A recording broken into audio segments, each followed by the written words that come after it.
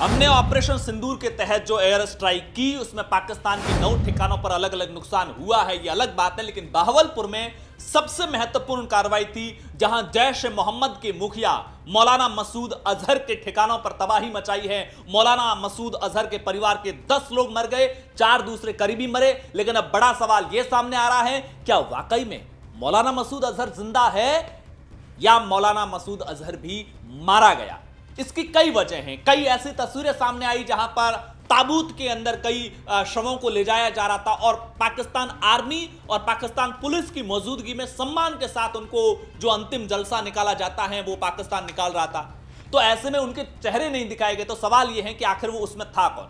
ये सवाल इसलिए भी बड़ा उठ रहा है क्योंकि इस तबाही की जो आंकड़े सामने आए हैं, 80 से 90 आतंकियों के मारे जाने के, मसूद अजहर के परिवार के जो 10 लोग मारे गए हैं, उन 10 लोगों के अंदर उनकी बड़ी बहन है, उन बड़ी बहन के पति हैं, भांजे हैं और उनकी पत्नी हैं, भतीजे हैं, 5 बच्चे हैं। ये बच्चों को मासूम मत समझ लेना, वो आतंकी शिविरों में बच्चे थे, इनको आतंकी ही बनाया जाता आने वाले समय में।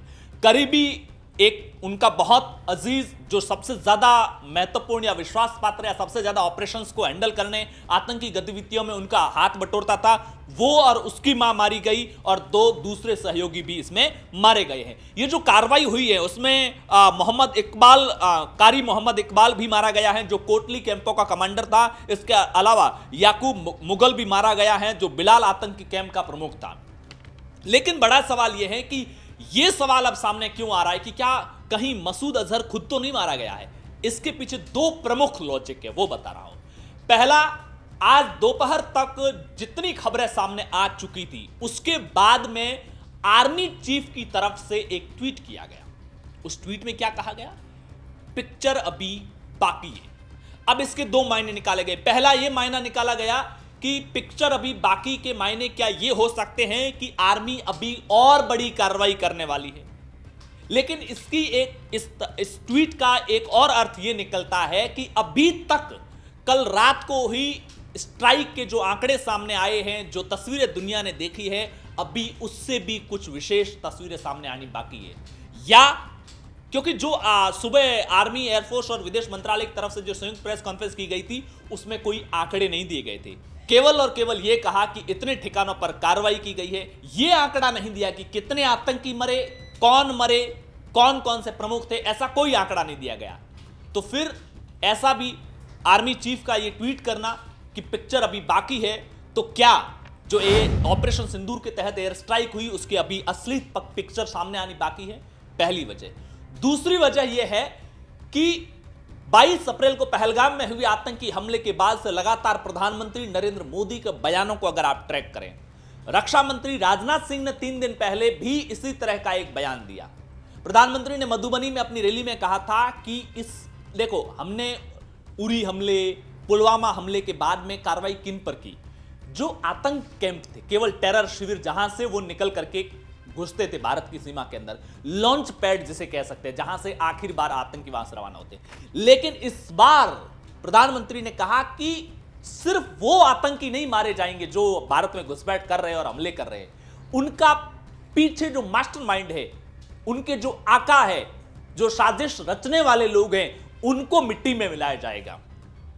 सवाल यह है कि अगर प्रधानमंत्री बार बार बड़े स्तर पर, बड़े कार्यक्रमों में यह कह रहे हैं कि जो साजिश करता है उनको मिट्टी में मिलाया जाएगा, साजिशकर्ताओं से मायने जैश ए मोहम्मद, लश्कर ए तैयबा, हिजबुल मुजाहिदीन जैसे आतंकी संगठनों के मुखिया। ऐसे में राजनाथ सिंह का यह कहना, 3 दिन पहले एक कार्यक्रम के दौरान कहा कि जो पुलवामा में अटैक हुआ है उसका बदला लिया जाएगा और ठीक वैसा ही होगा जैसा आप लोग चाहते हैं। जनता को यह कहा गया, जैसा आप लोग सोचते हैं, और बड़े स्तर पर बदला लिया जाएगा।